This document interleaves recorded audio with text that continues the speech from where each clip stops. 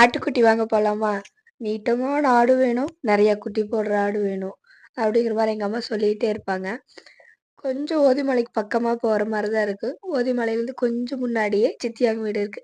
முள்ளு கத்திரிக்காய் சாப்பிட்ருக்கீங்களான்னு கேட்டு ஒரு வீடியோ போட்டிருப்பேங்களே, அந்த சித்திக்கிட்ட தான் சொல்லி வச்சிருந்தேன். குட்டி போட்டிருக்குதுன்னு சொல்லியிருந்தாங்க.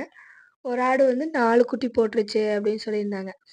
அதில் வந்து 2 பொண்ணு, 2 பொண்ணு 2 பையன் நினைக்கிறேன். அதில் வந்துட்டு நாங்களும் எங்கள் பெரியம்மாவும் ஆட்டுக்குட்டி கேட்டிருந்தேன். சரின்ட்டு கொடுத்துட்டாங்க. 2 குட்டி கொடுத்தாங்க. இந்த 2 குட்டி தான் நாங்கள் பிடிச்சிட்டு வந்த குட்டிங்க. ஒன்று பெரியம்மாவுக்கு, ஒன்று எங்களுக்கு. அந்த 4 குட்டியில் இந்த குட்டி மட்டும் ஒரு சின்ன டிஃப்ரெண்ட்டாக இருக்கும். பார்க்குற கலர் ரொம்ப அழகாக இருந்துச்சு. அது என்ன சொல்கிறது, சாம்பல் நிறம் அப்படி.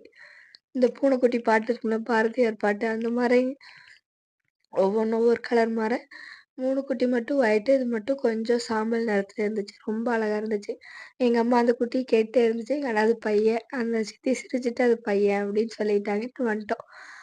அப்புறம் அங்கே இருக்கிற ஒரு குட்டிக்கும் பால் காட்ட சொன்னாங்க. ஒரு சில குட்டிக்கெல்லாம் பால் காட்டி வளர்த்திட்டு இருக்கிறாங்களாமா. அதனால வந்துட்டு பால் காட்டுன்னு சொன்னாங்க. அப்புறம் அம்மாங்கெல்லாம் பேசுகிறாங்கன்னு சொல்லிட்டு பேசிகிட்டு இருந்தாங்க. அதனால் நான் வந்து ஒரு குட்டிக்கா பால் காட்டிட்டு இருந்தேன். அதில் ஒரு குட்டி பால் காட்டி முடிச்சதுமே என் மேலே ஏறி ஏறி குதிச்சு விளையாட்டு இருந்துச்சு. அது பண்ணுறது பார்த்தா ரொம்ப அழகாக இருந்துச்சு. இந்த மாதிரிலாம் யாருக்கு நடந்திருக்குன்னு சொல்லுங்கள். என் வாய்ஸ் கொஞ்சம் பிரச்சனை இருந்தீங்கன்னா, டஸ்டெல்லாம் மூக்கில் ஏறி அவ்வளோதான், சளி பிடிச்சிருக்கு, அவ்வளோதான்.